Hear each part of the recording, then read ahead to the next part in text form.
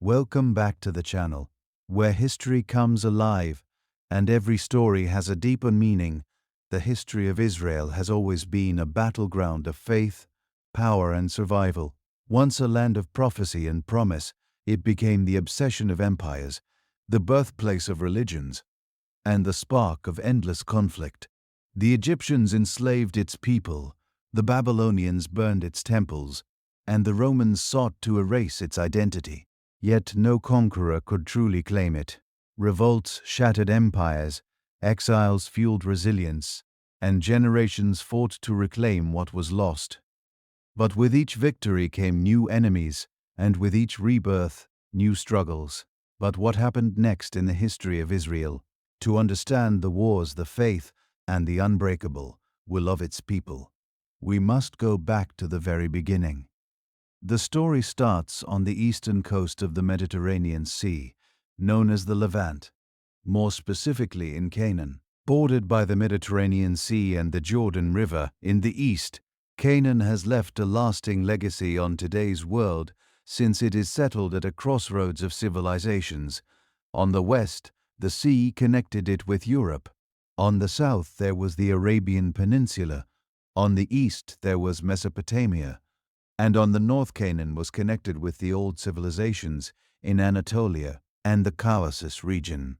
And that crossroad could lead on many sides.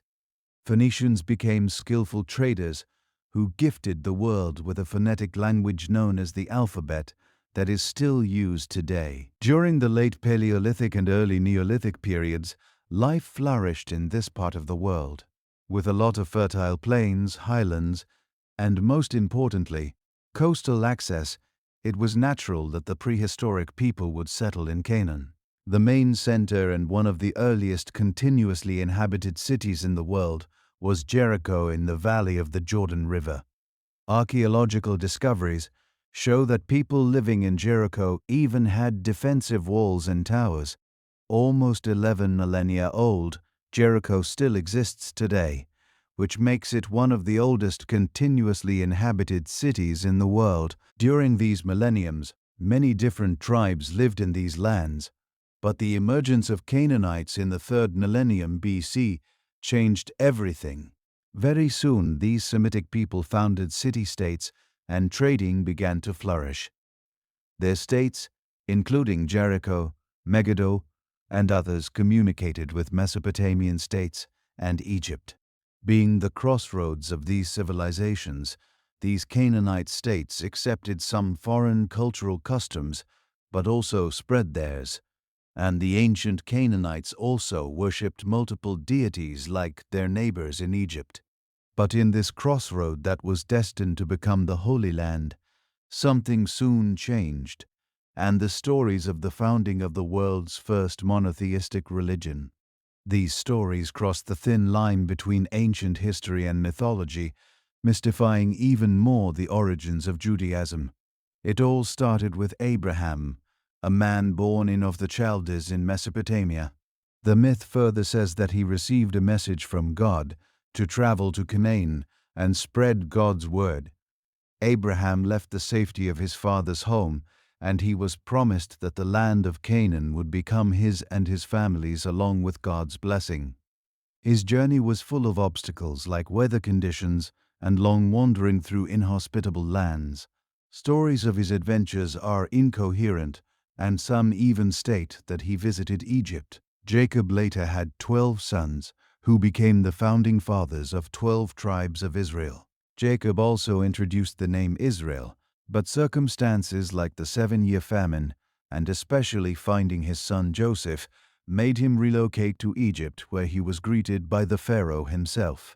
With Jacob, the period of the Patriarch was concluded, and the Israeli people entered the new era in Egypt. The one who started the era in Egypt was Joseph. Sold in slavery by his brother, Joseph quickly broke his shackles and became well respected by Pharaoh, who trusted Joseph to interpret Pharaoh's dreams. Moses' story begins in the shadows of the greatest oppression. After that, he fled Egypt to Midian, and the history of the people of Israel was changed. One day, a burning bush caught his attention, and from that bush God spoke, appointing Moses to deliver the Israelites from Egypt's oppression. Moses confronted the new Pharaoh with God's command to let my people go.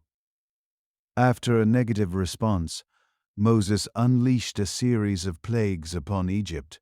The one that made the Pharaoh allow them to leave was the angel's killing of all firstborn Egyptian children, including Pharaoh's. The Pharaoh soon changed his mind and ordered the army to kill the Israelites, but Moses spread the Red Sea with his stick, saving his people. The sea later drowned the Egyptian army. In this exodus, Moses became not only a leader, but also a preacher, receiving the 10 Commandments atop Mount Sea. Although there were some hard times and choices, Moses led his people through decades of wandering in the desert. As they neared the Promised Land, his journey came to an end. Forbidden to enter Canaan himself, he climbed Mount Neo, where he saw the land from afar. There he died, leaving behind a legacy as one of history's greatest leaders. After Moses' death, the Israelites, led by Joshua, entered the Promised Land. Since there were already Canaanites there, the settling of the Promised Land turned into conquest. Jericho was one of the first cities to fall under their rule. However, their unity soon fractured, and the era of the judges began. These leaders, who were both warriors and prophets, rose during times of crisis. These people brought temporary stability, but the cycle of faithfulness, sin, oppression, and redemption marked this period for generations. But everything changed in the 11th century BC, when from the ashes of chaos rose a dynasty that united the tribes and carved their names in the Israeli national identity. To study closely the period of the unified kingdom of Israel, we once again must consult the Old Testament. Although it is not a very reliable source in the lack of any other, we must turn to it. The kingdom of Israel is said to have been formed in the late 11th century BC. Then the 12 tribes of Israel scattered across the land of Canaan finally unified under the rule of Saul. There are a few reasons why the tribes did that, and the main one was protection from external threats, mostly from the Philistines. The Philistines were a very powerful people with a formidable navy in that time, and they often raided the southern coastal regions. Now the first real state could finally resist their attacks, and Saul was in charge. Saul, from the tribe of Benjamin, like Moses before him, was reluctant to unify the tribes and become a king, although anointed by the prophet Samuel. It is uncertain when this exactly happened, but some historians give us the year 120 BC. Saul proved himself in battles against the Ammonites and Philistines, but the problem was that during his reign, Saul didn't work according to God's plan, and God didn't accept him as king anymore. Saul became too disobedient, and the punishment soon arrived. Somewhere around the year 1000 BC, Saul lost a battle, his army and his life in the battle at Mount Gilboa against the Philistines when he intentionally fell on his sword, aware of inevitable defeat. 3 of Saul's sons also perished in the battle, and after 2 years of turmoil, David, his son-in-law, became the new king. David had modest origins, although when God rejected Saul as king, the prophet Samuel selected David. His life didn't change. The youngest son in his household and a humble shepherd, David had little chance for any notable life before he encountered Goliath. Goliath was a Philistine warrior of imposing size. Although the height of 9 feet was clearly exaggerated, Goliath was a giant and the greatest weapon of the Philistine army. No one was brave enough to challenge him. David had come to the battlefield only to deliver food to his brothers. There he heard Goliath cursing God, and that is when David lost sight of Goliath's size. He was sure God was on his side, and even refused any weapons except for 5 stones. While approaching Goliath, David taunted him and aimed with his sling. 1 shot in the forehead was enough to beat Goliath. whom David beheaded with his own sword. Israel won, and David became very respected, and King Saul's son-in-law. Soon, they became enemies. Although unaware of David's destiny, Saul was afraid of David's influence and possible power, and wanted him dead. Saul's attempts to kill him forced David to flee, leading to years of living as an outlaw. After Saul's untimely death, David was initially accepted as king only by his own tribe, Judah, ruling from Hebron for 7 years. As time passed, David managed to consolidate power and became king of Israel, supported by all tribes. It was he who established a new capital around 903 BC. This new capital, Jerusalem, is one of the most important cities, if not the most important of all time. Living his life according to God's wishes, David's reign was prosperous and is still remembered as the golden age of Israel. The state was centralized, and the old enemies like the Philistines and Moabites lost some of their land in Israel's favor. Yet, there were some problems, especially in his personal life. David's affair with Bathsheba and the murder of her husband were scandalous and even led to some rebellions. Because of the bloodshed, God didn't allow David to construct a monumental temple in Jerusalem. That task was left to his son from Bathsheba, Solomon, who inherited his father somewhere around 970 BC. Unlike his father, Solomon's rule was marked by peace and building projects. The state of Israel was rapidly developing. Following David's death, his son Solomon inherited the throne, and the first temple in Jerusalem was finally completed around 957 BC. Built on Mount Moriah, the temple became the spiritual heart of Israel. Almost immediately after the construction was finished, the temple became home to the Ark of the Covenant. The luxury of the temple clearly showed how wealthy Solomon and Israel had become. Still, by the end of his rule, Solomon wasn't universally loved anymore. Heavy taxation needed to finance his projects turned the people against Solomon, and forced labor on these projects made them hate their king. He wasn't one of them anymore. He became distant. Also, many foreigners moved to Israel, and Solomon declared religious tolerance, which was one more thing the Israelites didn't like. An already unhappy kingdom completely fragmented after Solomon's death because his son Rehoboam refused to reduce taxes and forced labor. Although there were not many projects anymore, this led to open mutiny, and 10 northern tribes formed the Kingdom of Israel with Jeroboam as the king, while Rehoboam retained control over Judah in the south. These two kingdoms of the same people became rivals, though both much weaker than a once united nation. Soon, both kingdoms became prey for powerful empires in their neighborhood. In 722 BC, the Kingdom of Israel fell to the Assyrian Empire after a 3-year siege.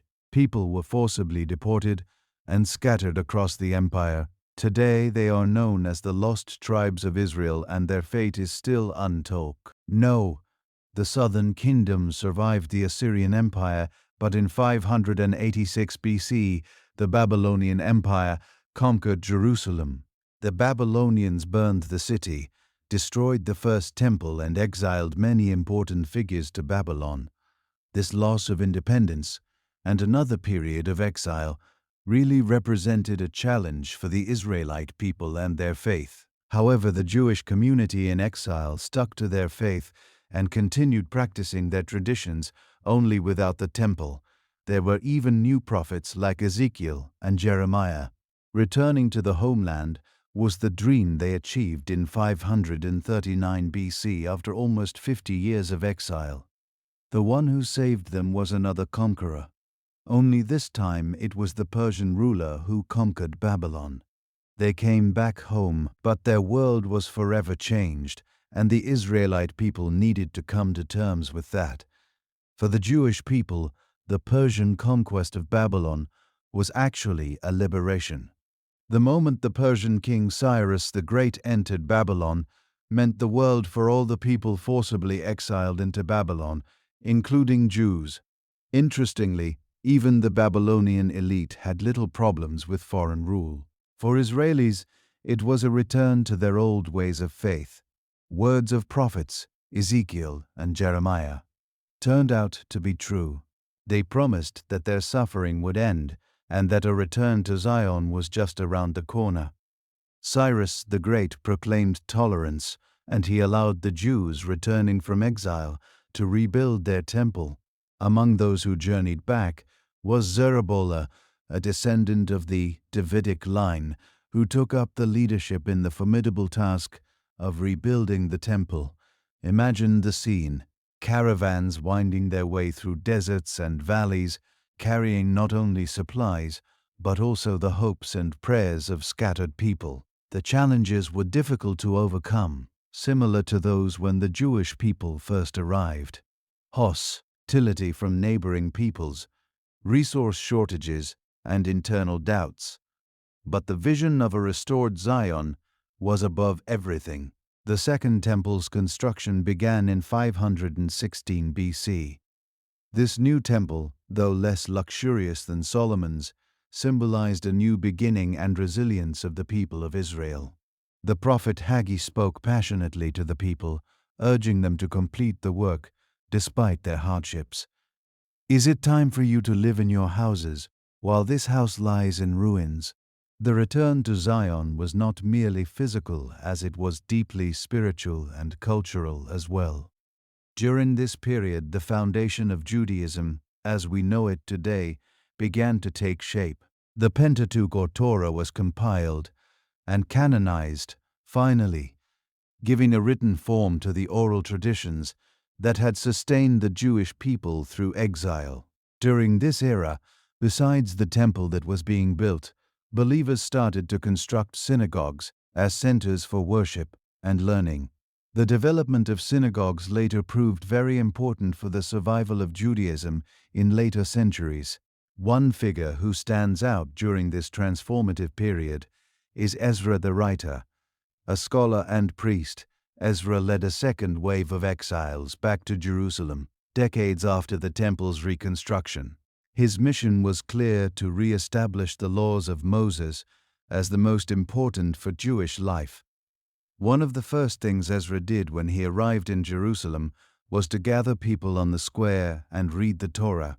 These words from the sacred text were a reminder to the people who they were, a renewal of identity. From that moment, the Torah was no longer a distant relic, but a living guide for the community. In that way, during the uncertain times for the temple, Judaism became the faith more turned to the sacred texts rather than to the one special sacred monument. And Ezra still influences the Jewish community because he founded the Great Assembly, where 120 leaders gathered to codify all the Jewish customs. Under Ezra's guidance, the Great Assembly formalized prayers and blessings and also added public readings of the Torah. That helped the teachings to reach the community. Ezra's dedication to the Torah was above all else. For Ezra had set his heart to study the law of the Lord, and to do it, and to teach its statutes and rules in Israel. The scriptures note, Ezra's efforts once again awakened Jewish religious identity. With public reading of the Torah, Ezra brought all people to the only righteous path, and that gave him the nickname Father of Judaism. His reforms were not without controversy. Marriages with non-Jewish populations had become common, and Ezra's insistence on strict obedience to the Torah created tensions within the community. That period of Persian rule was full of respect for local customs and religions that allowed for a relatively harmonious coexistence of cultures. The Jews, as loyal subjects, thrived under Persian patronage while maintaining their distinct identity. They also had a degree of autonomy under the governance of high priests and local leaders. But that time didn't last forever. The return to Zion and religious tolerance were not the end of the story. Something was changing, and soon their world would be overwhelmed by an unknown power. The fragile peace of the Persian era would give way to the storm of wars and conquests, setting the stage for a new chapter of survival of Jewish people. In 336 BC, a new threat from the west emerged. Greece was finally united under Macedonian rule, and the new young king wanted to even the score with Persia more than 100 years after Persia attacked the Greek world. His name was Alexander, and this name will remain in the echoes of history for eternity. Besides conquering Persia, Alexander the Great influenced Israel in many ways. First, again, these people got new foreign masters. But this one also wanted to change the culture of many nations that he ruled over and blend them into one nation. Born in Macedonia, Alexander was tutored by Aristotle and raised in Greek traditions. From a young age, he believed he was destined for greatness. Alexander was a military genius and very ambitious in his quest for glory. Still, he was surprised that something that had begun as a mere Greek campaign to avenge earlier Persian invasions soon became something monumental that changed the course of history in this part of the world. From Greece, Alexander led his armies across Asia Minor, Syria, and Egypt before striking deep into Persia and eventually reaching as far as the Indus Valley. And among all those places was Israel, and that's how the Hellenistic period began, where Greek language, art, and philosophy influenced societies from Egypt to India. This influence also affected Judea, but with significant resistance. Although some Jews accepted this blending of Greek and Eastern cultures, others fiercely defended their traditions, openly opposing the Macedonian rulers. The highlight of this tension happened almost 2 centuries after Alexander, when his empire was already divided by his officers. Seleucid king Antiochus IV Epiphanes decided to completely unify his kingdom through Hellenization. Although his predecessors had tolerated Jewish faith, Antiochus forbade Jewish religious practices and even desecrated the temple in Jerusalem, where he put an altar dedicated to Zeus. In a matter of days, the whole of Judea rose to revolt. The revolt began in the town of Modian, where the authorities demanded that the Jewish priest Mattathias sacrifice to a pagan god. Mattathias refused and killed both the officer and a Jewish collaborator. Soon he led the guerrilla resistance. After Mattathias's death in 166 BC during the second year of the revolt, the leadership passed to his son Judah Maccabee, also known as Judah the Hammer, for his ferocity in battle. This Maccabean revolt got its name from this leader. Judah Maccabee was a skillful military leader who masterfully used guerrilla tactics to attack the stronger Seleucid forces. Rebel forces grew stronger by the day, strong enough to attack fortified cities and even liberate Jerusalem after the Battle of Bethsor. This well-organized ambush in 64 BC allowed the Maccabees to liberate their capital and once again restore the temple to its original purpose. That victory is marked by the festival of Hanukkah, still celebrated today among the Jewish community. Sadly, the revolt was also partially a civil war between anti-Greek and Greek-friendly Jews. Although Judah Maccabee perished in 160 BC, the revolt did not end with his death, as his brothers took over. Eventually, this revolt secured fragile autonomy, followed by occasional skirmishes between the Maccabees and Seleucids. During this period, Simon Thasi, one of the brothers, was recognized as both the high priest and ruler of Judea. He established the Hasmonean dynasty. But one new power also took part in this Jewish struggle. The Roman Republic used diplomatic means to help Judea against the Seleucids, and in doing so, gained influence in this semi-independent state. Still, this was a rare period of self-rule for the Jewish people. But like it always happened before, internal divisions sowed the seeds of downfall, and Rome also helped. For decades, Rome had been expanding eastward, eventually conquering the Seleucid Empire. In the 70s BC, 2 brothers from the Hasmonean dynasty, Hyrcanus II and Aristobulus, claimed the throne, and both factions turned to Pompey for support, practically inviting Rome to establish influence. Pompey saw the opportunity to bring Judea under Roman control. Initially attempting diplomacy, he was met with resistance when Aristobulus fortified Jerusalem. Pompey marched on the city, leading to a brutal siege. After 3 months, the city walls fell, and bloodshed followed. From that moment, Judea became a client kingdom ruled by Roman-controlled figures like Herod the Great. His reign showed that the fire shines the brightest before the end. Grand projects like the expansion of the Second Temple, the fortress at Masada, and the port city of Caesarea Maritima stand as proof of this. Yet his heavy taxation and allegiance to Rome made him hated among his subjects.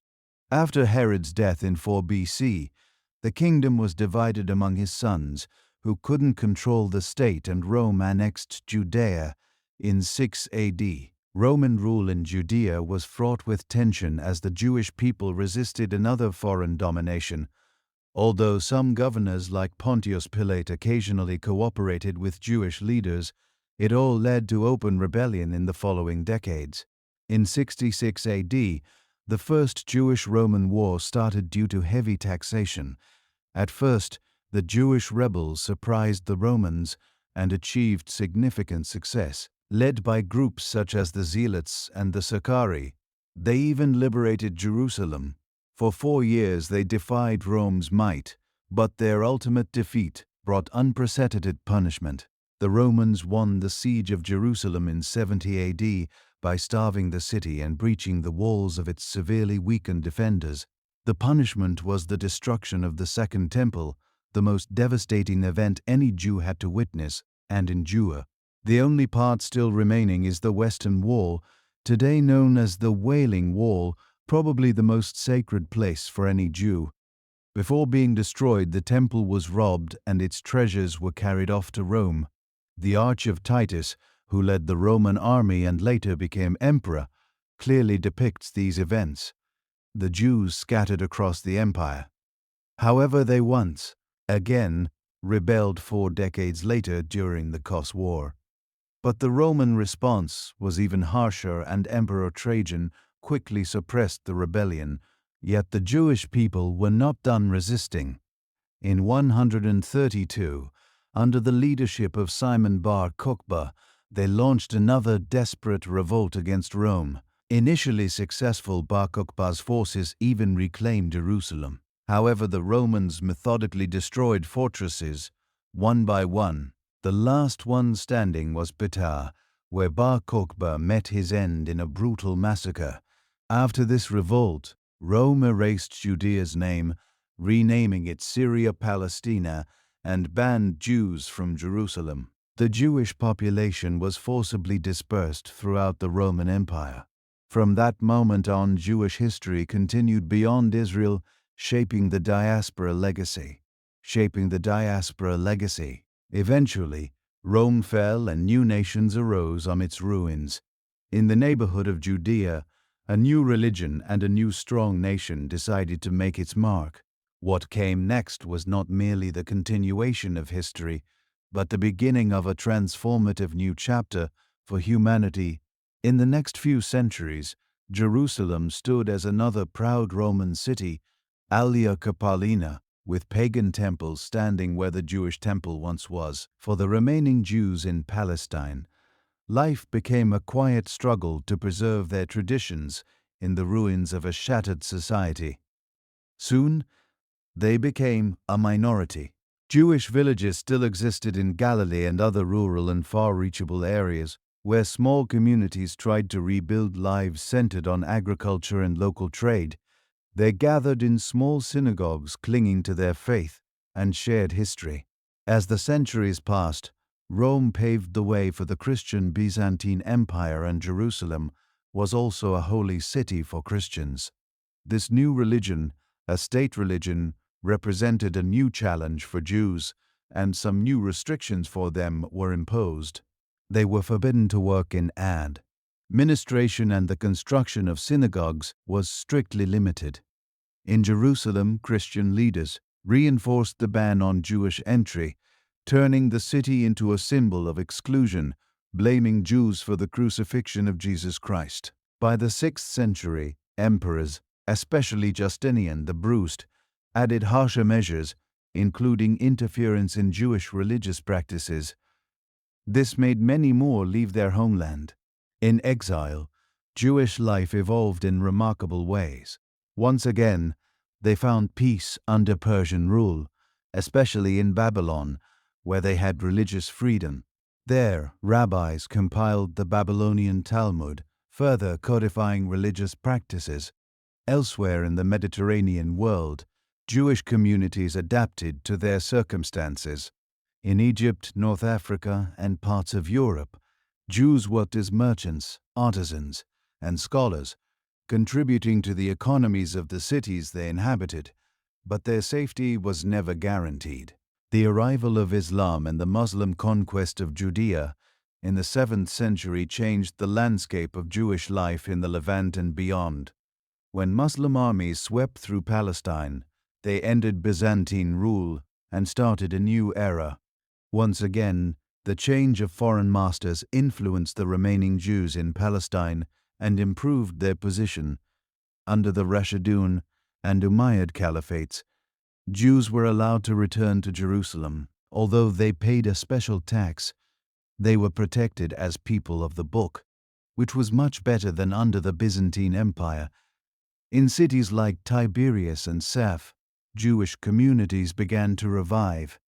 Galilee became a hub for Jewish mysticism and study, with scholars interpreting ancient texts and preserving traditions. Still, this period of relative calm was not without its challenges. Whenever there were problems under the Abbasid Caliphate, economic hardship, increased taxes, and occasional persecution disrupted the fragile balance between Muslim rulers and their Jewish subjects. Diaspora, on the other hand, experienced much harsher anti-Semitism, but in some places unprecedented freedom. In Spain, under Muslim rule, Jewish communities experienced the golden age of cultural flourishing. Jewish poets, philosophers, and scientists became integral to the intellectual life of Ollendorf. In Christian Europe, anti-Semitism prevailed. As medieval Christendom solidified its power, Jews found themselves increasingly marginalized. Restrictions on professions, accusations of heresy, and violent outbreaks were common. Blood leals, false accusations that Jews use the blood of Christian children in rituals, spread fear and hatred, setting the stage for centuries of persecution. And that persecutions maximally increased at the end of the 11th century. The series of wars nobody expected shook the Holy Land, and although the Jews didn't directly participate, they were very important pieces in the puzzle of history. Western Europe survived the Dark Ages stronger and more devout, which heavily influenced the Jewish people, not in a good way. The Pope in Rome became the main political force in Europe. On the false pretext of helping the Byzantines, Pope Urban II decided to show his might. His goal became Jerusalem, now the holy city for all three major religions under Muslim Fatimid control. The Crusader call to arms promised liberation of the Holy Land, though only for Christians, and the people responded. Christian fanatics even went on foot, even though they were not soldiers. As this so-called People's Crusade marched through the Rhineland, these mobs turned against Jews who were massacred. Some Jews chose martyrdom over forced conversion. It was just a sinister prelude to what followed. When the Crusaders finally captured Jerusalem in 1099, they started slaughtering randomly. Tens of thousands of Muslims and Jews were killed. In one of the city's synagogues, Jews who had taken refuge were burned alive by the invaders. Jerusalem, once the hope of restoration, became a city of death for its Jewish inhabitants. The Kingdom of Jerusalem was established alongside other Crusader states like Antioch, Tripoli, and Edessa. Christian knights governed a population that included Muslims and Jews. At times, trade and cultural exchange flourished, but occasional violence was always a possibility. The first one to fall was Edessa less than 50 years after the Crusade, which led to the new one. This one was a complete failure, but the Second Crusade also included a campaign in Iberia, where they captured Muslim-held cities like Lisbon and Aurea, severely limiting any riots of the Jewish population. Under Crusader rule, Jerusalem was transformed into the heart of the Latin kingdom, governed by feudal lords and defended by military orders such as the Knights Templar. It was a real embassy of Western Europe in the East. While Christians celebrated their dominance, the city's Jewish and Muslim populations faced oppression. Jews were once again expelled from the city and stripped of religious freedoms, while Muslims endured heavy taxation and the desecration of sacred sites like the Dome of the Rock.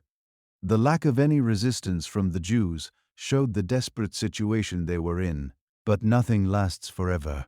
By the mid-12th century, Muslim unity began to crystallize under strong leaders who sought to reclaim the Holy Land. Among them, Nur al-Zeni played a crucial role in consolidating power in Syria and northern Iraq. His successor, Saladin, expanded this legacy dramatically. An intellectual who could have possibly become a scholar if he wanted to. A charismatic and devout leader, Saladin became the Sultan of Egypt and Syria, uniting much of the Islamic world under his banner. He hailed as the best thing that could have happened to the Muslim world at the time of the Crusades. Righteous and a military genius, Saladin prioritized the religious and strategic importance of Jerusalem as both a political goal and a sacred duty. The Crusader states, meanwhile, were suffering from deep internal problems and external threats. The Kingdom of Jerusalem was weakened by a succession crisis and a lack of strong leadership. King Baldwin IV suffered from leprosy, which limited his ability to lead. After his death in 1185, the rivalry for succession began. This disunitivity made the kingdom increasingly vulnerable to Saladin's expanding power. After a dominant win in the Battle of Hattin in 1018, Saladin launched a campaign against the Crusader states. During the battle, the Crusaders were surrounded, exhausted, and without access to water. Most of the Crusader army was either killed or captured. Saladin followed this victory with a series of attacks, capturing Jerusalem in October of the same year. He was much more merciful, allowing the Christians to leave the city unharmed after paying ransom. This led to the Third Crusade, led by the King of England, Richard the Lionheart. After he arrived in Acre, Richard wanted to conquer Jerusalem, but eventually decided to secure Jaffa, where after a few battles, he signed the Treaty of Jaffa. There they decided that Jerusalem would remain in Muslim hands, while Christians had open access to their churches, unarmed. Jews were not mentioned in this arrangement, but something was changing. Something that would ignite a new age of exploration, trade, and conquest. The world was about to be overwhelmed by an unknown power, and the age of empires was just beginning. After the Crusades, the Holy Land was depleted. Since it was a battleground for so many decades with slaughtering and massacres that followed, many villages basically disappeared from the face of the earth. Still, Jerusalem was the spiritual heart of three great religions, and no one wanted to give up. Christians still had their small and weakened crusade states, while the Muslims were on the rise.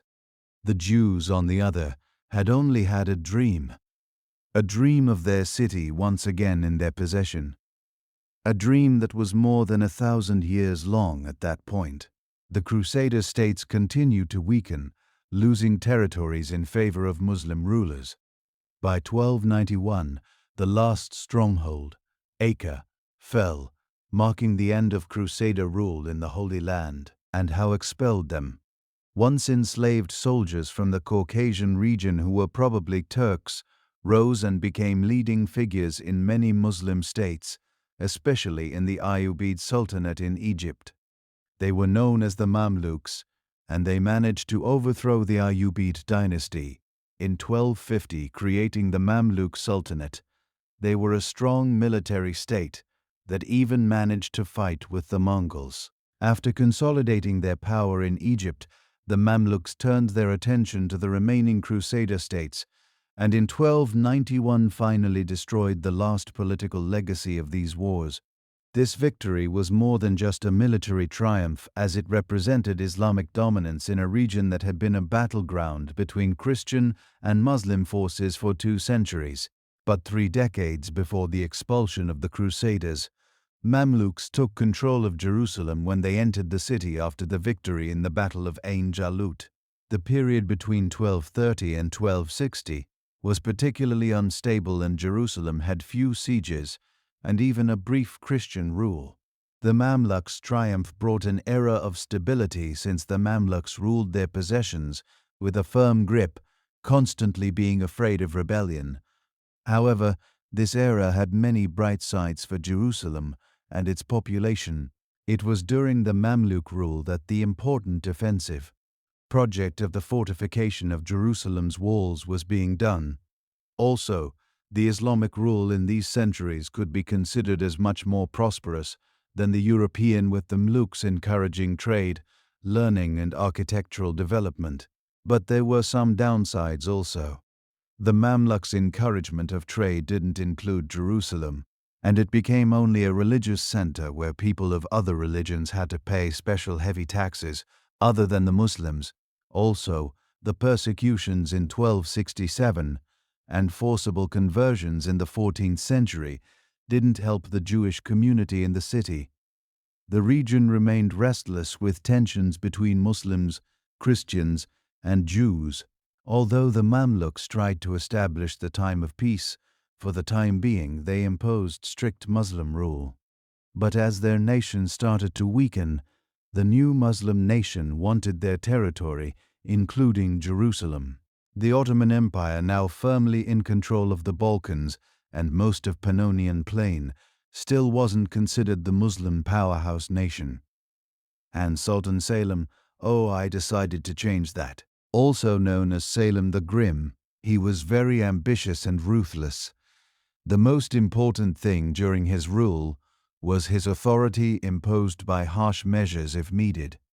The other important trait was Selim's deep devotion to religion, and he viewed himself as a protector of Sunni Islam. Also, he was a brilliant military leader offended by some Mamluks' actions. His answer was swift. Selim lured the Mamluks to the battlefield at Marj Dabik, and in one decisive battle effectively ended the existence of their nation in 1516. The Ottomans took control of Palestine, including Jerusalem. The fall of the Mamluks and the Ottoman takeover changed everything in this region. The Ottomans brought with them new administrative structures, architectural designs, and a shift in governance that would have a lasting impact on the region. Thing, though, didn't change. The Holy City was still under Islamic rule. Unlike the Mamluks, the Ottomans were careful to respect the religious significance of Jerusalem to Jews, Christians, and Muslims, at least in the beginning. This would allow the city to maintain its status as a center of pilgrimage for all 3 Abrahamic faiths. Under Ottoman rule, the region experienced a period of real stability because for the first time since being a part of the Roman Empire, Jerusalem was in the hands of one, if not the mightiest nation in the world. The Jews still had to pay the protection tax, but were allowed to practice their faith freely.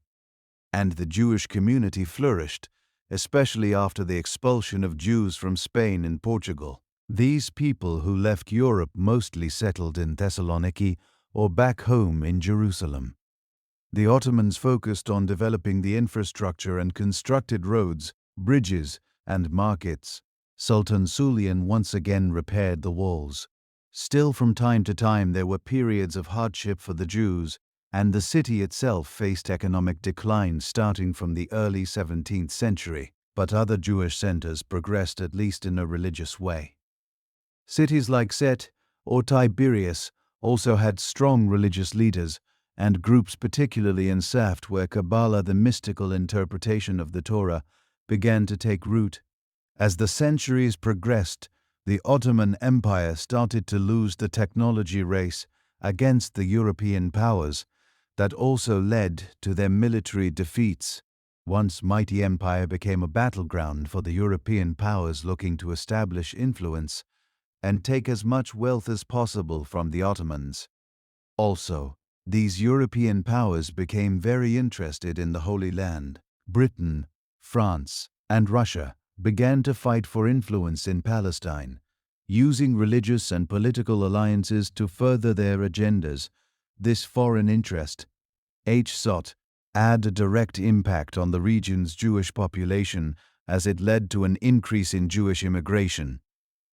Although many Jews already returned from all across Europe in previous centuries, as the Ottoman Empire weakened, Jews from Eastern Europe and the Russian Empire began to rush to Palestine, seeking to build new lives in the land they considered their home. The weakening of Ottoman control over Palestine unsettled local populations, particularly the Jews and Arabs, who began to seek greater autonomy. But what happens next will change the Jewish world forever. Only Jews themselves could fight for their cause. And the spark came from the most unexpected place. After so much destruction and devastation in Judea, particularly under Roman rule, Jewish communities were scattered across the globe in what became known as the Jewish Diaspora. For centuries, they lived as minorities in foreign lands, sometimes tolerated but often persecuted. By the 19th century, their longing for a homeland had not vanished. It remained a quiet undercurrent in Jewish life, a memory passed through generations, and then came a turning point. The 19th century was the age of nationalism. Across Europe, multi-ethnic empires ruled over diverse populations, and many of these groups began demanding self-determination. The Czechs, the Poles, the Hungarians, the Serbs, nations without states, started to rebel against imperial rule, asserting their right to form independent homelands. But they weren't alone. The Jews, though scattered and stateless, also felt the stirrings of national revival. In this era, people began to define themselves not just by religion or local identity, but by language, shared history, and the dream of nationhood. For Jews, however, things were far more complex. Living as a minority in every country with no territory to call their own, they were often regarded as outsiders, suspect, alien, and sometimes dangerous. In many nationalist movements, anti-Semitism was not an accidental feature. It was a defining element. Anti-Semitism was spreading rapidly across Europe, and it was no longer just confined to old religious prejudices. It took new racial and political forms. It wasn't just about social exclusion or legal restrictions. It turned violent. Organized massacres and riots swept through Eastern Europe, especially in the Russian Empire. Synagogues were torched, Jewish homes looted, and communities destroyed. It was terror, and it was often state-sanctioned or ignored. Western Europe, though more liberal, was not immune. The Dreyfus affair in France became a symbol of this growing hatred. Captain Alfred Dreyfus, a Jewish officer in the French army, was falsely accused of treason in 1894. Despite the lack of credible evidence, he was convicted and sent into exile. Why? Because he was Jewish. The French public was bitterly divided. Even when Dreyfus was proven innocent, many refused to admit it. The scandal revealed a deep rot in even the most enlightened European societies. Jews could never truly belong. This rising tide of hatred convinced many Jews that they could no longer rely on the promise of assimilation. Among them was Theodor Herzl, a Jewish journalist and playwright born in Budapest in 1860. He was highly educated, well integrated into European society, and at first believed that Jews could find acceptance by adopting the customs of the majority. But the Dreyfus affair shattered that illusion. Reporting from Paris as a correspondent, Herzl saw firsthand how fragile Jewish safety truly was. For Herzl, the answer became painfully clear. The Jews needed their own homeland, a place where they could live free of fear, rebuild their identity, and control their future. He imagined a state, not just a refuge, but a rebirth. In 1897, he took this rend vision into action. He convened the first Zionist Congress in Basel, Switzerland, uniting Jewish leaders and thinkers under one purpose: the creation of a Jewish homeland. At the end of the Congress, Herzl wrote in his diary, "At Basel, I founded the Jewish state. If not in 5 years, then certainly in 50, everyone will see it." The proposed homeland was in Palestine, or as Jews often called it, Eretz Israel, the land of Israel. At the time, Palestine was still under Ottoman rule. The once mighty Ottoman Empire was in decline, struggling to hold on to its distant provinces. Palestine had become a backwater, rural, underdeveloped, and overlooked. Cities like Jerusalem, Jaffa, and Haifa were small, fragmented places surrounded by villages populated by Muslims, Christians, and a small number of Jews. But to Zionist thinkers, Palestine was not just a piece of land. It was the historical and spiritual homeland of the Jewish people, where kings like David and Solomon once ruled, where prophets walked, and where the Jewish temple once stood. The vision of return, long cherished in Jewish prayers and texts, now began to take political form.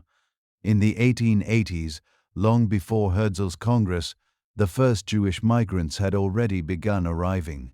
Many came not as ideologues, but as refugees. Pilgrims tore through towns and villages. Jewish communities were devastated. The trauma forced many to leave. Some went to America, others to Western Europe.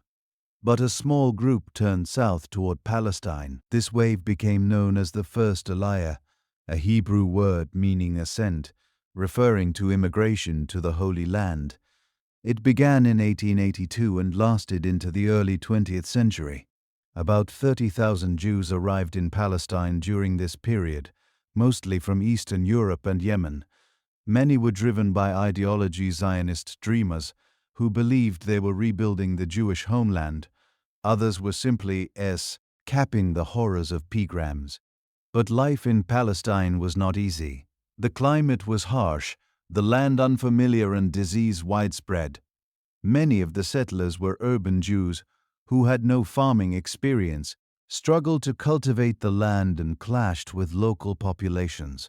Tensions emerged not only with Muslims, who made up the majority in Palestine, but sometimes with Christians and even existing Jewish communities who viewed the newcomers with suspicion.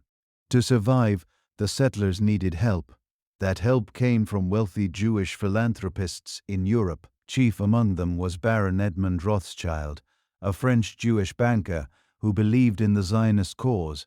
He funded agricultural settlements, built infrastructure, and sent European experts to guide the colonists. Rothschild's support was crucial. Without it, many early communities might not have survived. But his involvement also came with strings attached. He exercised heavy control over the settlements, limiting their independence. Some settlers resented this, feeling like employees instead of pioneers. Still, despite hardship, disease, and local hostility, the First Aliyah laid the groundwork for what would come. New towns were established, such as Rishon LeZion, Petah Tikva, and Zikron Yaakov. A new Jewish presence was forming, not just spiritual, but physical. The Ottoman Empire, already suspicious of foreign influence, viewed Zionist immigration with growing alarm. Fearing unrest in a religiously sensitive area like Palestine, the Ottomans began placing restrictions on Jewish land purchases and immigration. But their control, especially in distant provinces, was limited. In many areas, local Arab leaders and communities held more sway than the government in Istanbul. and they too began to see the Zionists not as mere refugees, but as colonizers with a political agenda. Tensions grew. The dream of Zionism was running into the harsh reality of geopolitics. The early Zionists believed in peaceful settlement, diplomacy, and cooperation. Herzl envisioned negotiations with the Ottomans, the European powers, and even local Arabs. But history would soon show how fragile that dream was. Competing nationalisms, Jewish and Arab, would begin to clash in the decades to come. And so, as the 19th century faded into the 20th, Zionism stood at a crossroads. It had transformed from a dream into an organized movement. It had planted roots in the soil of Palestine. But the land was complex, crowded, and contested.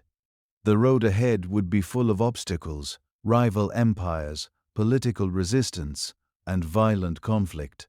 But for many Jews, there was no turning back. The old world had shut its doors. The promise of equality in Europe had failed. Zionism had become not just a hope, but a necessity. As Herzl once wrote, "If you will it, it is no dream." Now the challenge was to turn that dream into reality in a land sacred to many and watched closely by the world. Bare values. World War I began in 1914 during the time of Jewish migration to their ancestral home. Still belonging to the Ottoman Empire, the Ottoman Empire sided with Germany, and its territories became desirable for the Allied powers. The Ottoman provinces were very diverse in ethnicities, languages, and faith. Palestine, a fertile yet strategically modest region, suddenly became a prize. The war reality transformed life for all its inhabitants, including the Jewish community. The Ottoman administration in Jerusalem, led by the harsh military governor Jamal Pasha, implemented oppressive policies. Jews, particularly recent Zionist immigrants from Russia and Europe, found themselves in an awful position. The Ottomans, suspicious of foreign loyalties, deported many Jews as enemy nationals, while others were conscripted into the Ottoman army under harsh conditii. ONS. The Jewish community, estimated at 85,000 in 1914, suffered under wartime shortages, disease, and poverty, and the constant flow of funds from Jewish philanthropies abroad declined due to war difficulties. Zionist organizations struggled to maintain agricultural colonies, many of which faced ruin. On the other side, major European forces shared the Ottoman Empire, including Palestine among themselves. The 1916 Sykes-Picot Agreement divided the region between Britain and France. This new circumstance had one important consequence: decades and decades of unrest because they didn't care about the people inhabiting them. But there was another promise, a public one that carried even more consequences. In 1917, the British government issued the Balfour Declaration, a statement of support for a national home for the Jewish people in Palestine. This document, just 67 words long, carried the seed of many changes and conflicts.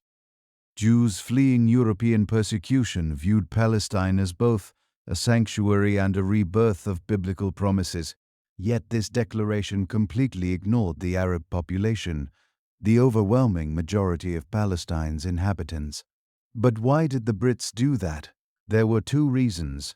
The first one was Palestine's proximity to the Suez Canal, the most important route of the British imperial trade and military operations. By supporting Zionist aspirations, Britain hoped to secure influence in the region post-war, and the second one was of a personal nature. Some of the leaders of the Zionist movement, like Kim Weitzman, developed close relations with influential British leading politicians. Weitzman was a chemist who had many connections with high society, and he used that to promote Zionists' cause. Britain's government saw an opportunity to influence this area, economically promoting humanitarian causes. That way, with the declaration, Great Britain clearly chose a side in the rising Arab-Jewish conflict. The British Declaration came as a fulfillment of a long-awaited dream for all the Zionists. Jewish people who lived in Palestine got hope of a better tomorrow under the protection of the world's largest empire. The moment of a long-awaited national home was just around the corner. From this point on, many more Jews decided to move to Palestine, feeling the support they would have. But some other people also lived there and they were not Jewish, and they were far from happy. The Arab population in Palestine saw the Balfour Declaration as an attack on their homeland. They lived for generations in that place and didn't want to live in the Jewish state. They also started the question of Britain's right to divide other nations' lands, especially without consulting anyone like the Arab leaders. This declaration created a conflict that lasted for more than a century and is far from any solutions. Although in the time of the fragmentation of empires, it would be very hard to resolve that mixture of people in Palestine without conflicts. Obviously, ever-present tensions between Arab and Jewish communities soon escalated into violence. Even Arthur Balfour himself later confirmed that the area of the Holy Land is very complex, and the declaration didn't help in resolving any problems. But, from Britain's point of view, it was the best possible decision. Actually, Balfour and the British government only cared about their interests and influence in the region and the Middle East in general. And one more important thing, Balfour's declaration was just a promise of hope, nothing else. But it shaped one of the most stubborn and blood-stained conflicts in the 20th century. As the Great War drew to a close, British forces under General Edmund Allenby advanced into Palestine, expelling the Ottoman armies. The fall of Jerusalem was especially celebrated in Britain. Today, Allenby proclaimed, "The Crusaders have returned." These words couldn't be far from the truth, since Great Britain was an empire that split nations with straight lines on the map. With the League of Nations blessing in 1920, Britain assumed the mandate for Palestine, tasked with preparing the territory for self-rule, also using the resources from the land. This mandate had a lot of problems because the British wanted to make the Jewish home possible and also protect the rights of the Arabs, who were the majority, by the way. And on top of all that, the Jewish migrations continued and intensified. These new settlers drained swamps and built collective farms. One of their main achievements was the establishment of the new urban center on the seaside. Tel Aviv became a modern city from the moment of its foundation, showing the European customs of these settlers. Arabs in Palestine couldn't allow the loss of their land, since they viewed these migrations as colonization, taking their land and threatening their way of life. "We are not against Jews as people, but we reject their colonial ambitions in our land," said Amin al-Husseini, the Grand Muezzin of Jerusalem. Riots started almost immediately in Jerusalem in 1920 and Jaffa in 1920, and Jaffa in 1921 left hundreds dead and wounded on both sides. The British couldn't handle the situation and tried to ease the Arabs by declaring immigration quotas for the Jews in order to slow down the migration. That didn't help but enraged the Zionists. In the 1930s, it became even worse.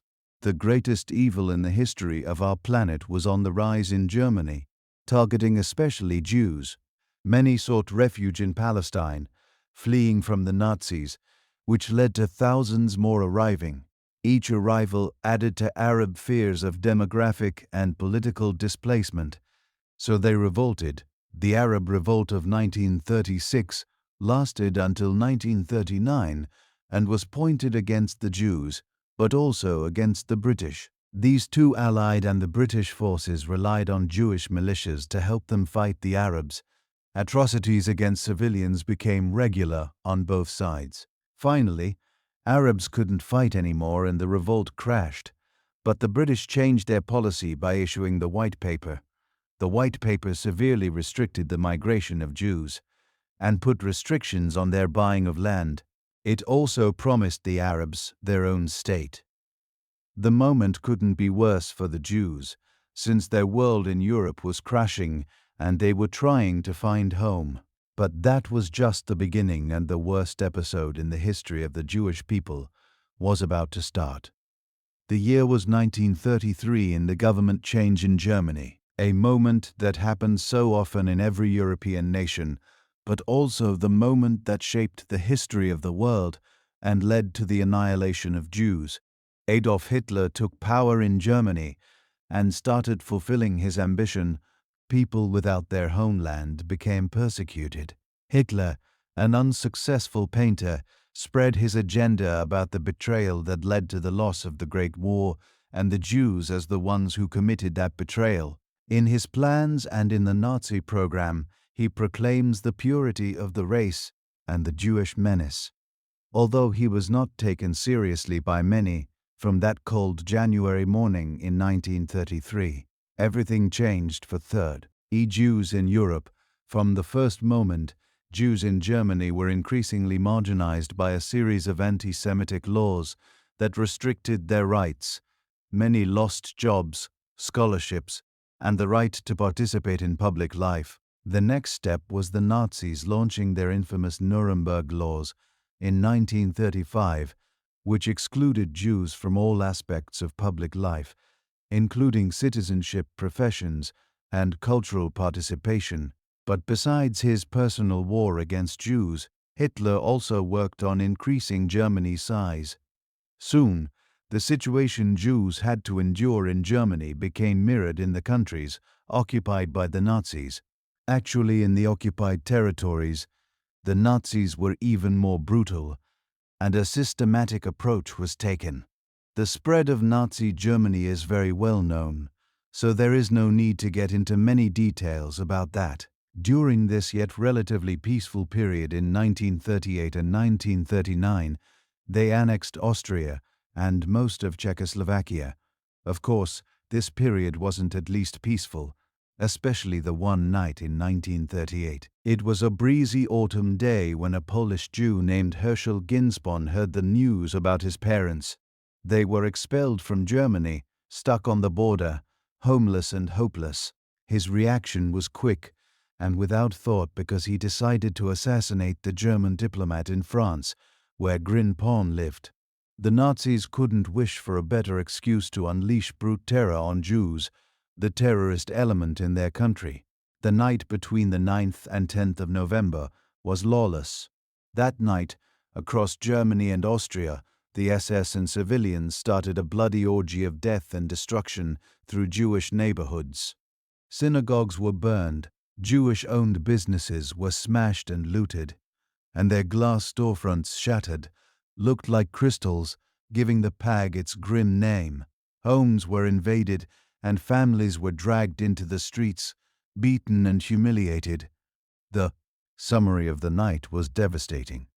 Over 1,400 synagogues had been destroyed, plus numerous Jewish businesses and homes. Almost 100 Jews were murdered, while 30,000 Jewish men were arrested and sent to concentration camps. On top of all that, the Jewish community had to pay a hefty fine for the damage. And it was just the beginning of even more sinister plans in the following years. After 1939 and the beginning of World War II, Germany and its satellites controlled most of Europe, and the Jews living in those places had to run for their lives, mostly failing. The Nazis were not just at war with other nations, they were at war with an entire race of people. And the man who was one of the main architects of Crystal had new ideas, even darker than before. Reinhard Heydrich was a very intelligent man, whose intelligence could only be measured by his ambition. Also, the lack of moral compass and human compassion helped in shaping this man as one of the most memorable Nazi leaders. Born in 1904, Heydrich was described as brilliant and arrogant. After a scandal ruined his career in the Navy in 1931, his only chance was the SS and Heinrich Himmler.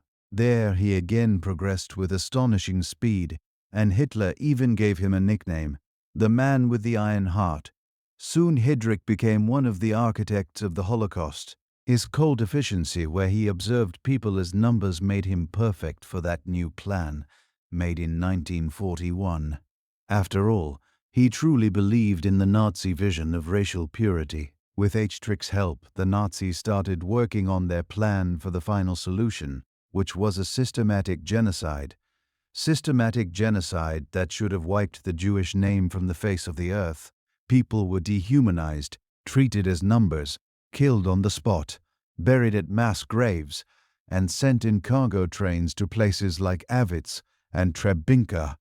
There, millions of Jews were killed in gas chambers, through starvation, and by brutal force. It was gut-wrenching, and no one was spared, not even children. Brutal sadists even made these dying moments of poor people even worse. And as the war progressed, it became clear the Holocaust was not spontaneous, but the culmination of years of escalation. And when they started losing the war, the full extent of the Holocaust became tragically clear. Everyone was shocked. Still, the question remains, was the anti-Semitism present in other nations, that some of them turned a blind eye to the horrific reports, or did everything seem too incredible for them? 6 million Jews became victims of deranged culture, along with millions of other victims of various nations. It is the most tragic story of the 20th century. With so many Jewish communities destroyed, the survivors were scattered across Europe. The question of what to do with the Jewish refugees was often brought up. The Jews mostly wanted to go to the place they called home and create a Jewish state in Palestine. By the end of World War II, the British were under enormous pressure from both Jews and Arabs who wanted this territory for themselves. For the Jews, the Holocaust clearly showed they would never be protected without their own state. The Zionist movement also gained many followers after the war. Jewish survivors of concentration camps rushed to Palestine, and the British eventually decided to withdraw after they created large problems in Palestine. They messed up and let the international community resolve it. In 1947, the United Nations proposed a division of Palestine into separate Jewish and Arab states. The Jewish community accepted the plan, but the Arab community rejected it. In 1948, as British rule officially ended, the Jews barely survived probably the world's worst genocide organized in just a few years. But their struggle was far from over, and they had to fight once again. But even in the shadow of this darkest chapter, the Jewish people found a way to rise again. Their journey was not over, it had just begun. And in 1948, everything changed for the better. It was the spring of 1948, and the British had left the Holy Land after 3 decades of colonial rule. Jews and Arabs were left to solve their differences alone without anyone in between. The main problem was that these differences were irreconcilable. Although the Jewish side agreed to the division a year before, and since there was no possibility of compromise, one side decided to take drastic actions. These drastic actions became monumental, a fulfillment of a 2-millennium-long dream of an independent Jewish state, and all that in the middle of the century that saw the worst that could possibly happen to any nation. The State of Israel was born from the ashes of a century filled with persecution and warfare. All the centuries of wandering, suffering, and hope led to this moment. Suffering and hope led to this moment. And although it may look like an impulsive and drastic action taken without worries about any consequences, nothing could be further from the truth. The moment when the Israeli side went in the direction of completely taking control of the disputed land was after the United Nations partition plan of 1947 fell through.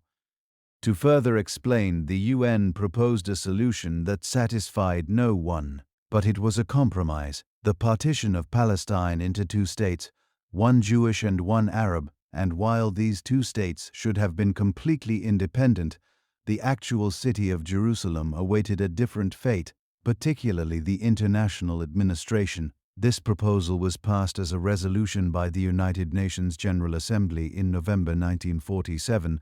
Still, these 2 states wouldn't have been of equal size. The proposed Jewish state would stretch to around 55%, while the Arab counterpart will hold 45%. Although the plan was supposed to balance these two sides, it had its flaws. The Jewish community completely let the Zionist movement represent its side, and they mostly accepted this plan. Jews were tired of war, conflicts, escalations, and massacres. They were still healing their wounds from the Holocaust and weren't ready to jump right into another conflict. Also, it was a crucial step toward the establishment of a Jewish state internationally recognized, and after already mentioned Kim Visman, who still held a large role, and Theodor Herzl, there was another important figure who took the leading role in establishing an independent state. His name was David Ben-Gurion, a leader of the Jewish Agency. Born as David Grun in 1886 in the Russian Empire, he grew up surrounded by the ideas of Zionism, but also socialism. Since the state in the collapsing Russian Empire wasn't good even for the Russians, not to mention Jews, Ben-Gurion immigrated to Palestine when he was 20. There he worked physical jobs as a laborer, and soon became a leader of the workers' movement. Yet his dream was to lead the Zionist movement, and he worked tirelessly to achieve it. Since 1920, when he already established a name for himself, Ben-Gurion dedicated himself to one goal only: the Free State of Israel. During the hard years, he became an undisputed leader of Jews in Palestine, building infrastructure and preparing this area for independence. His choice for the leader of the new state was obvious, but there was one problem. The Arabs and their allies in the neighboring states didn't accept the partition, and since the British had already left, there was only one solution. On May 14, 1948, David Ben-Gurion declared the establishment of the State of Israel. This proclamation, made from Tel Aviv, was both a triumph and a challenge. It marked the end of Jewish exile from their ancestral homeland, but although this exile reached an end, it was not time for celebration. It was a time for defending the declaration, since it met with violent opposition. The surrounding Arab nations launched a military intervention with only one goal: to prevent the foundation of Israel and eradicate it from the map. What happened next would ignite a conflict that would shape the future of the region for decades. The War of Independence has begun. The new Israeli state, which had an untrained military force, had to face large armies of 5 much stronger armies at once. There was the shortage of everything, especially military equipment. In the first few days of the war, this difference was quite visible, and the outnumbered Jewish forces struggled to defend the borders of their young state. But there was one thing that drove Israelis. Their forces fought to keep the dream alive, determined to protect their homeland and their survival. They fought with everything they had very effectively, and piece by piece, the tide had turned, and they took the upper hand, gradually securing crucial territories. At this point, the front lines extended from the northern border with Lebanon through central Palestine and down into the Negev desert in the south. The Israeli forces, however, managed to reclaim key cities such as Haifa, Jaffa, and Jerusalem. But the victory wasn't complete. Jerusalem had to be divided into 2 parts, one under Israeli control and the other under Jordanian control. The year was 1949, and Israel defended its independence. The Arabs got much less than the UN partition plan intended for them, but the Israeli side paid a costly price for this victory. Still recovering from the Holocaust, this war added new scars to these tormented people. But the Arabs also had to recover. They lost everything. It was also their homeland, and their options were to become a minority under foreign rule or leave, and some were forced to leave.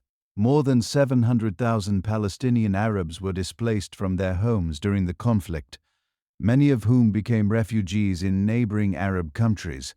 The crisis was far from over. It was just a round one, At that moment, Israeli people finally had time to breathe again and recover from their wounds.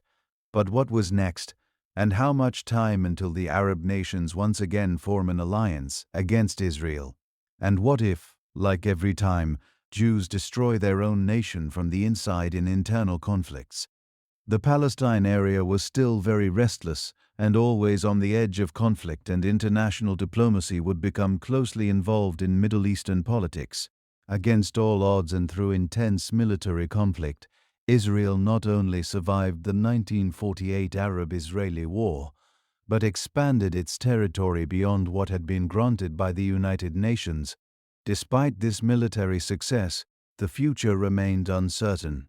Israel was surrounded by hostile neighbors, all refusing to accept the legitimacy of a sovereign Jewish state.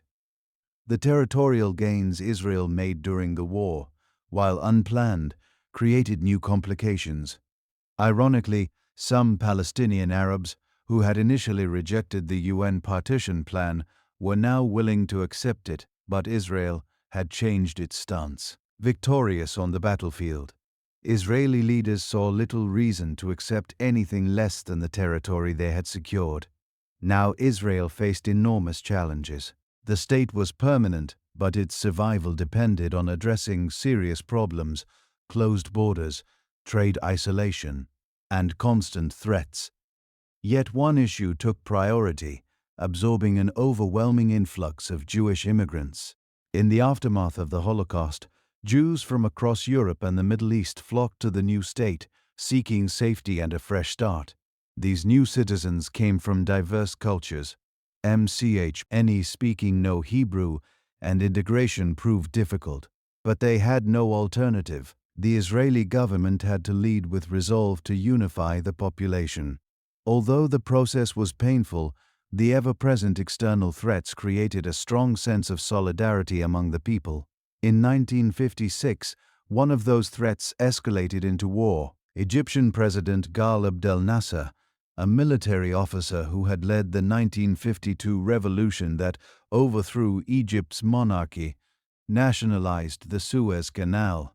Nasser was a passionate Arab nationalist, a fierce opponent of Israel, and a staunch anti-imperialist. His move aimed to reclaim Egypt's resources and prestige, but it provoked Britain and France, who depended on the canal for trade. At the same time, Egypt blocked the Straits of Tiran, critically damaging Israel's economy. In response, Israel joined Britain and France in a secret plan to invade Egypt. Nasser was also supporting Palestinian Fedi, operating against Israel. Israel launched Operation Kadesh, quickly advancing through the Sinai Peninsula. The initial military success was impressive. However, international reaction was harsh. In one of the rare moments during the Cold War, both the United States and the Soviet Union demanded an immediate halt to hostilities. Under pressure, the three invading nations agreed to a ceasefire. While the blockade was lifted, Nasser emerged as a symbol of Arab resistance. Israel won militarily, but it paid a diplomatic price. Many began viewing it as a belligerent state, seeking expansion. As the 1960s began, Israel turned to secrecy and intelligence. One man embodied this new strategy: Eli Cohen, a legendary spy. Born in Egypt in the 1920s to a Jewish family, Cohen faced persecution and moved to Israel in 1957.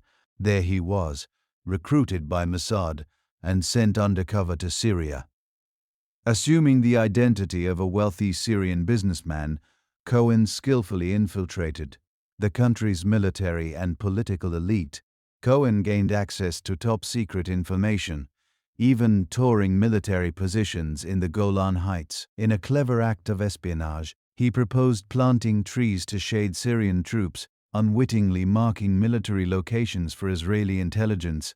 Over time, Cohen transmitted detailed maps and defense plans back to Israel. But in 1965, during a radio transmission, Syrian authorities traced his signal. He was arrested, tortured, and publicly executed in Damascus, despite international appeals.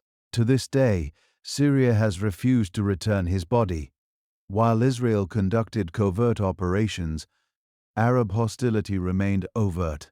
Border clashes between Israel and Syria intensified. Meanwhile, Nasser sought to reassert his leadership in the Arab world by once again blocking the Straits of Thrawn, cutting Israel off from the Red Sea. War seemed inevitable. Egypt, Syria, and Jordan massed troops on Israel's borders.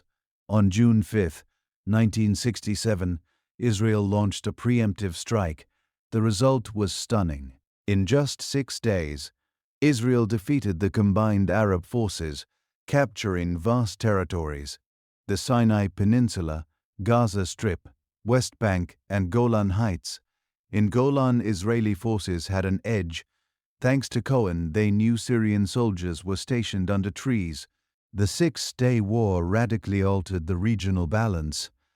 Israel's survival was no longer in question. Arab leaders now faced the difficult truth of a permanent Jewish state in their midst. Despite securing its existence, Israel was now burdened with new dilemmas. The Palestinian issue remained unresolved, and Arab states yearned for revenge. That opportunity came 6 years later. In the meantime, Israel's newly expanded borders became points of tension, and the Arab world planned a coordinated strike. On October 6, 1973, Yom Kippur, Judaism's holiest day, Egypt in Syria, launched a surprise attack. The objective was not to destroy Israel, but to reclaim lost land and restore pride. This time, the Arab militaries were better organized and equipped with Soviet arms. Israel was caught off guard. In the early days, Arab forces made alarming progress. But with critical support from the United States, Israel rebounded.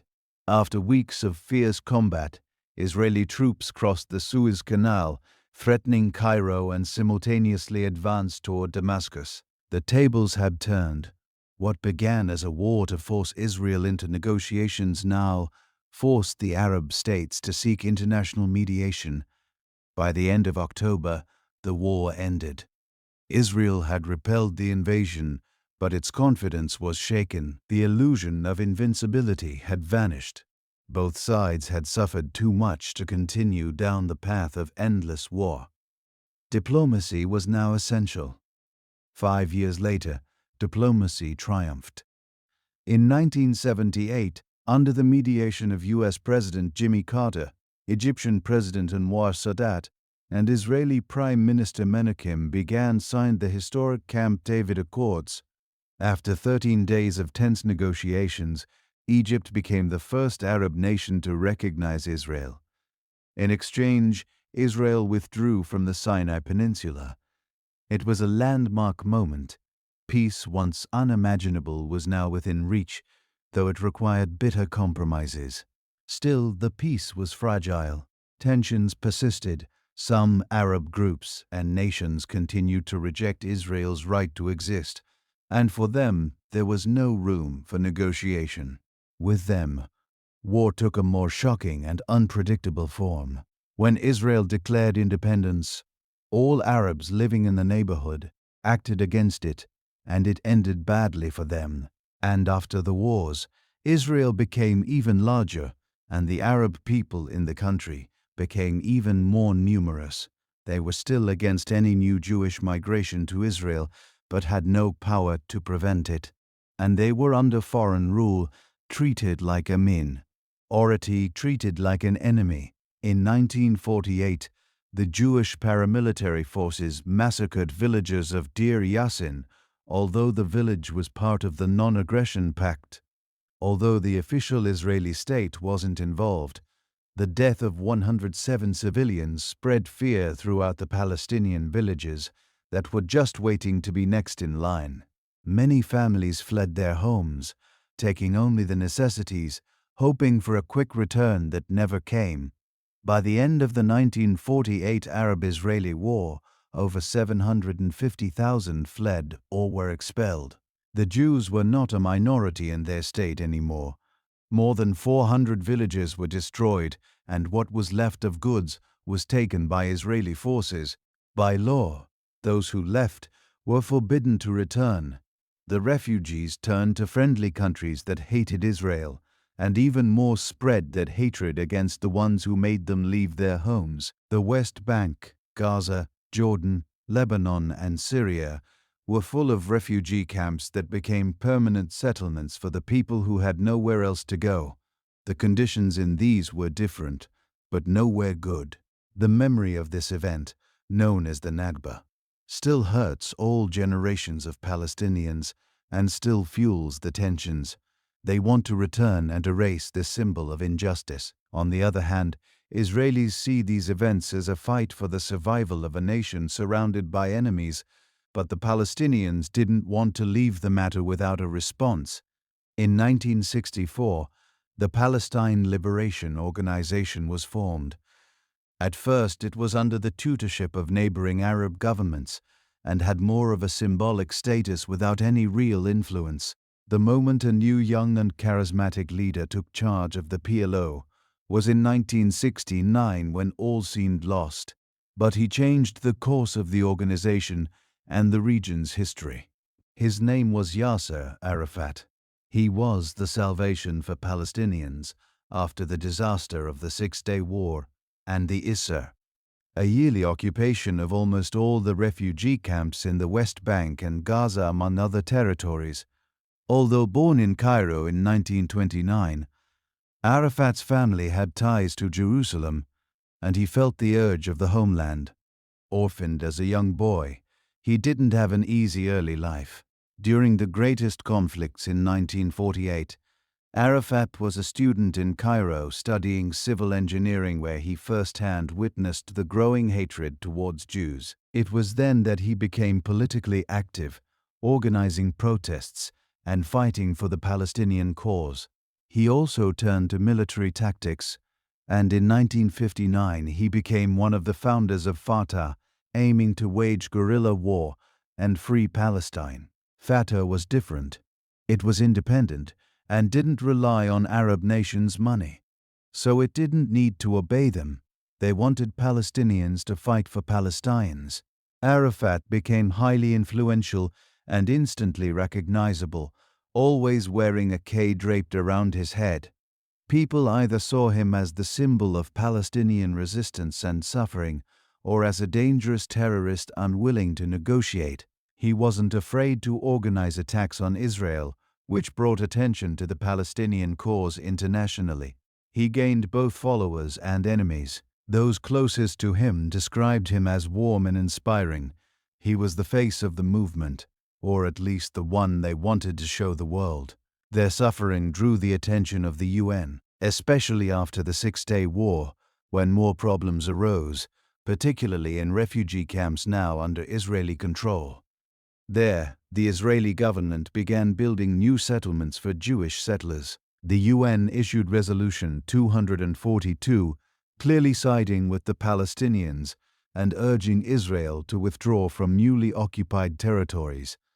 The PLO didn't give up and continued its guerrilla war from Jordan, but problems arose when the PLO started acting independently.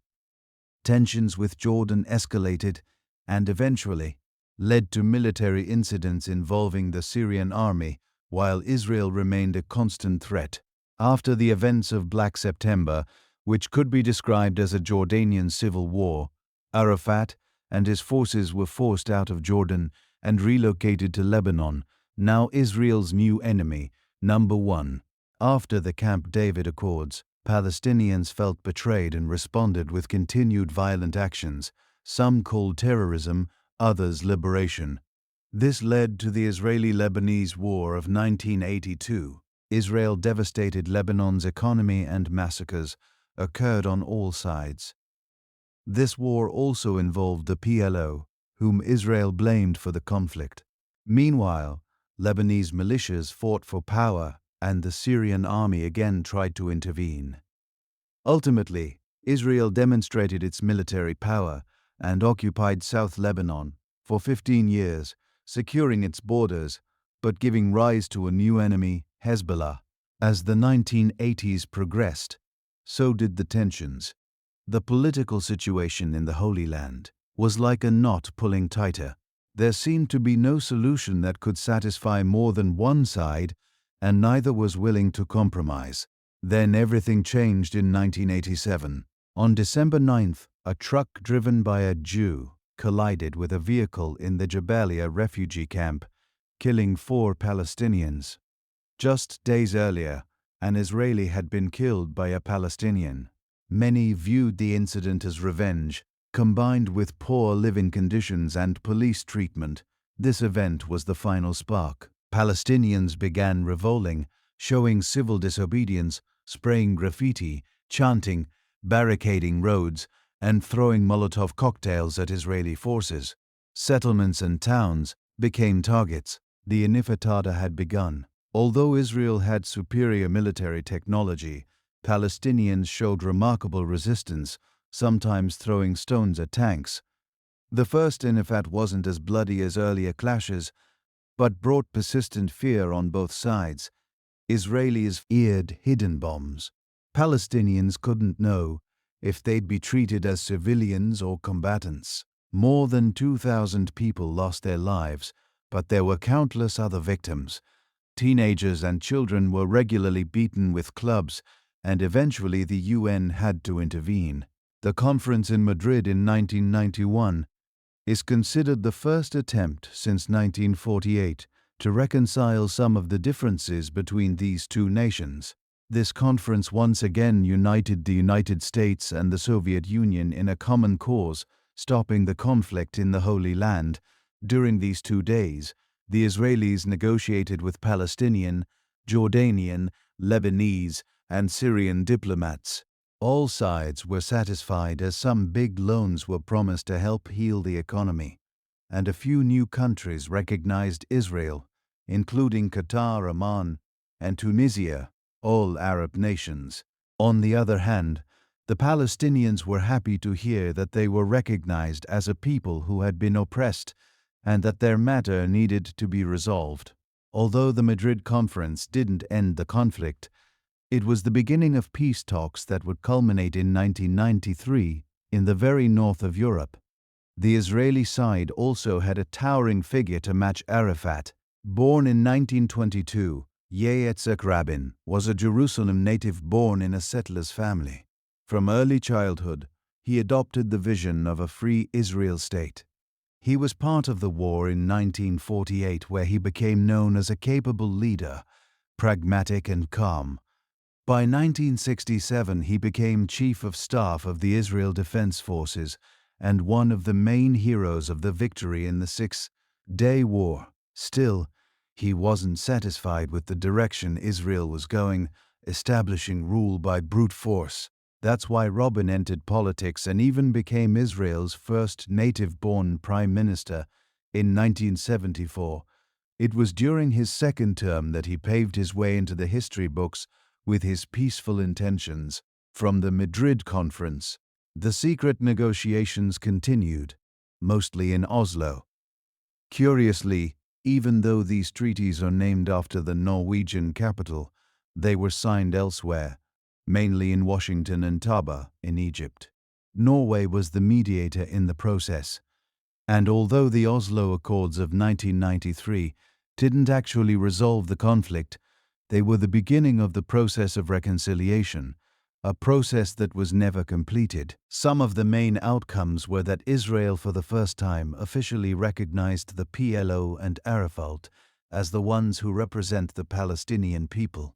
The Palestinian Authority was also established, and the Palestinians got some autonomy in specific areas while others remained disputed. The handshake between Rabin and Yasser Arafat became a powerful symbol of hope and courage and brought them the Nobel Prize for Peace. But many didn't see it that way. Many Palestinians felt betrayed by their leadership and continued with terrorist actions and planting bombs. Others were happy because they were allowed to return to their homes.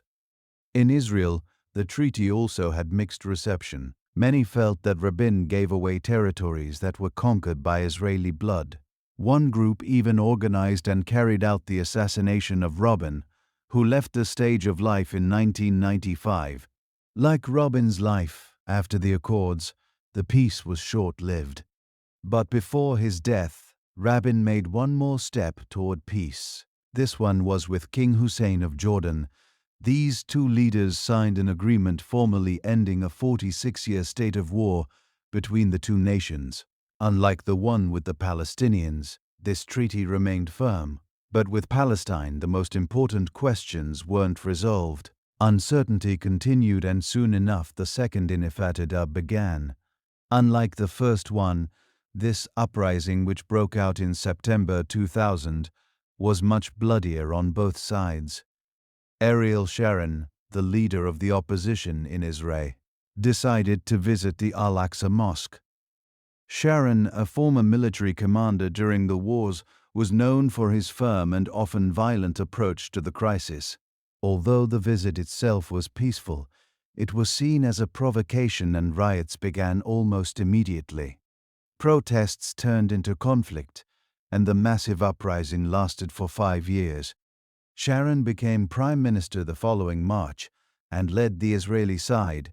Palestinian militants began using suicide bombings and armed attacks against Israeli civilians. On the other hand, Israel started assassinating notable Palestinian figures and occupied key areas, often violently. The West Bank was the main place of violence. There Israel had a military objective: destroy Palestinian military structures and disarm people. Fertile soil for atrocities. They created the West Bank barrier, which made the Palestinians feel even worse. As the years passed, nothing changed. The expansion of Israeli settlements in the West Bank continued, and Palestinian factions were divided over how best to achieve their goals. Yasser Arafat couldn't establish control over these groups, and he passed away in 2004. After his death, the Islamist group Hamas became the main Palestinian organization in Gaza. While Fatah controlled the West Bank, the peace process stopped and Israel returned to unilateral solutions. The Intifada ended in 2005 in Sharm el-Sheikh, Egypt, where Sharon and Palestinian President Mahmoud Abbas signed a treaty pledging to contain their forces, but without any real arrangements. Israel promised to leave the once again occupied territories and released 900 Palestinian prisoners. Still, the problems and disputes remained. But during these wars, Israel survived and progressed, even becoming the main force in the region. And these people have only themselves to thank for that, because the progress of a nation that was and still is surrounded by enemies and with limited natural resources is astonishing. Today, Israel is one of the most technologically advanced nations in the world, and the Jews are one of the most efficient executives in the world. And how come the nation that faced so much oppression and genocide survived all that and rose above it to become what it is today? Well, the rapid transformation of Israel into a technological powerhouse started from bare necessity. This nation was surrounded by enemies who didn't want anything to do with them, so any trade was out of the question. So the Israelis were on their own. The next step was to find people who were creative.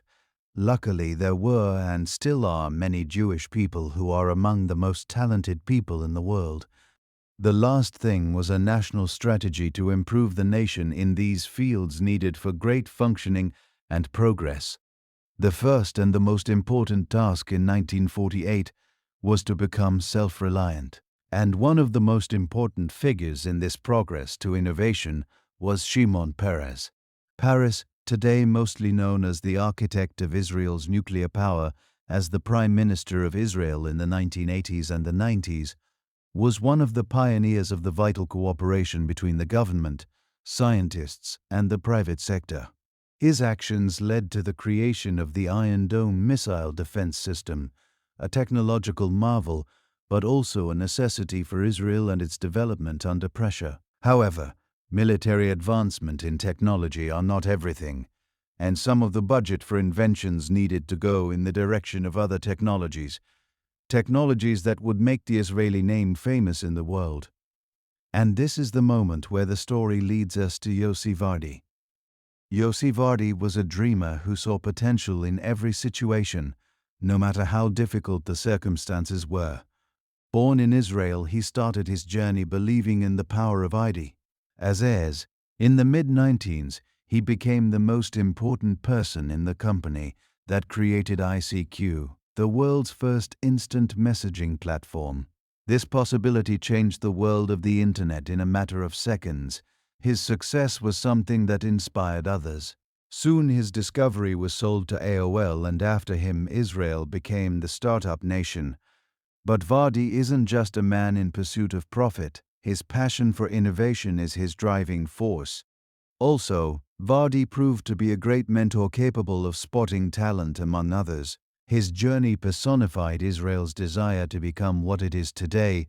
Following his footsteps, or even going in front of him, many Jews started founding startups in the 1990s and early 2000s, and many major high-tech companies established centers in Israel, because it is fertile soil for ideas, among them Intel and Microsoft.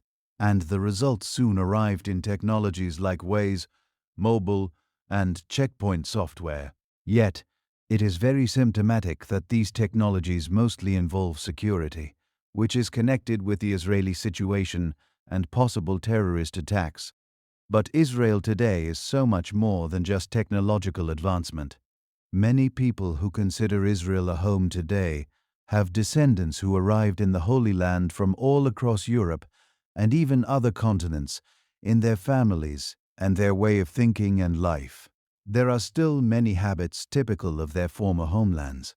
This cultural diversity and mixture of ideas plays an equally significant role in the nation's character as technology. Each of these groups of settlers contributes to the society with unique traditions, cuisines, and artistic expressions.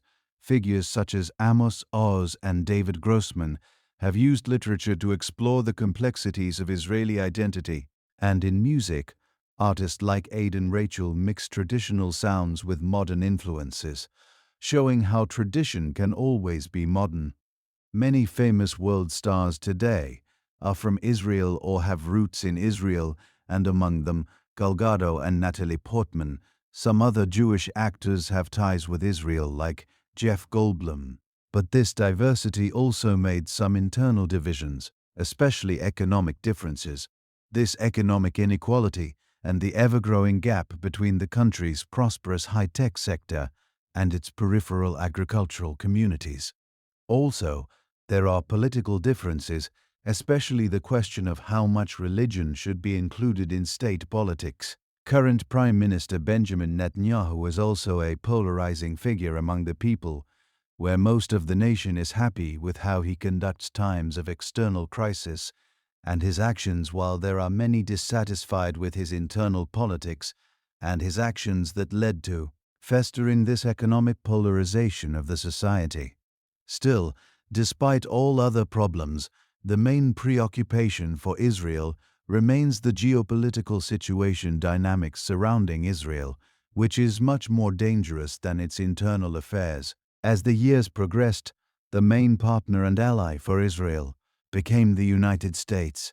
The most powerful nation in the world helped Israel beat the political regional isolation. The Abraham Accords, mostly supported by the United States under President Donald Trump, really changed these regional relations. These agreements normalized ties between Israel and several Arab nations, including the United Arab Emirates and Bahrain. These nations now have flights between them, and even started trade relations as the safest path to peace. Figures such as Jared Kushner and Yossi Cohen, former head of Mossad, were the leaders of these negotiations that could bring more certainty to this region in the future. Still, there are always new or old enemies. Iran and Turkey have disputes over territory with Israel. These are powerful nations, and the tensio and as with them are never easy. The main advantage that Israel has is its relationship with the United States as a diplomatic protector that can provide military aid tied with shared research initiatives and economic agreements. But that's not all.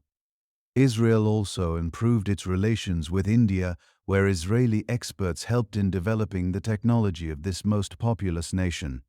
But the problem remains in the neighborhood, and that not only remains, it intensifies, and the story will once again take a sinister turn today. Although there are some exceptions, Israel is still surrounded by hostile nations. Even if the governments of these nations sign treaties with Israel, there is still hatred among people, and some of these people who hate Israel even live in Israel in refugee camps in bad conditions, not fearing anything because they have nothing to lose. The most well-known and one that is the most difficult to resolve is the Israeli-Palestinian conflict. After the partial resolution, after the Second Intifada, the deep mistrust between the two people remained, fueled by occasional massacres committed by either of these sides. The construction of the West Bank barrier, like the Berlin Wall of the East, physically represents that barrier and the division between the two communities, and from that moment, it all went from bad to worse. The main problems of the conflict are the status of Jerusalem, the expansion of Israeli settlements in the West Bank, and the blockade of the Gaza Strip. These three differences today seem inevitable. Jerusalem, a city sacred to all three major religions, remains a flashpoint since it is the capital city of Israel. The Israeli side claims over the entire city and won't accept any other solution, while the Palestinian aspirations for East Jerusalem as their capital, some negotiations between the two sides, led by Saeb Erekat, a longtime Palestinian negotiator, and successive Israeli prime ministers, including Benjamin Netanyahu, ultimately failed. There is also the blockade of Gaza, enforced by Israel in 2007, since that is the year when Hamas took control over this territory. This blockade further heightened the tensions. The Hamas side claims that this blockade causes humanitarian catastrophe, while the Israeli side has a different explanation in order to avoid militant attacks from this aggressive group. Hamas leaders like Ismail Haniyeh and Yahya Sinwar have led the organization towards both governance and armed confrontation, leading to repeated cycles of violence. Israel's military operations, such as the 2014 Gaza War, highlight its strategy of preemptive strikes and robust defense, exemplified by the Iron Dome missile defense system, and the last terrorist attack on Israeli civilians at the music festival started a new war that is still in progress, and this time bloodier than ever. Historians have yet to give their opinion on this moment in time, but this is far from the only problem in the close proximity. In the last few decades, Israel's main rival in the region became the Islamic Republic of Iran, and the tensions just rise. Iran is very different from the other Arab nations, and Israel's alliance with the US even more fuels the hatred. Iran's ideological opposition to Israel's existence and its support for groups like Hezbollah and Hamas have created even more hostilities. Iran's nuclear program is an existential threat to Israel and the number one subject of every Israeli security concern. Covert operations, including cyber attacks and targeted strikes on Iranian facilities, show Israel's approach to preventing Iran from acquiring nuclear capabilities. New missiles from both sides launched in the last few months brought these two nations to the very edge of war. On the other side, Hezbollah, as an Iranian ally, operates from southern Lebanon and presents a significant security challenge. Its leader, Hassan Nasrallah, has transformed the organization into a dangerous military force supported by Iranian funding and weaponry. The 2006 Lebanon War showed how dangerous this enemy is.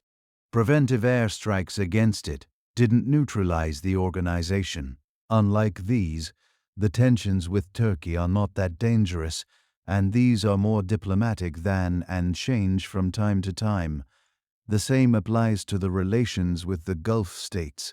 The main reason why Israel still exists, the Mossad and their operations, as one of the most capable secret intelligence in the world, from the abductions of the infamous Nazis to the assassination of the main enemies, this organization does everything to protect Israel, no matter what it takes.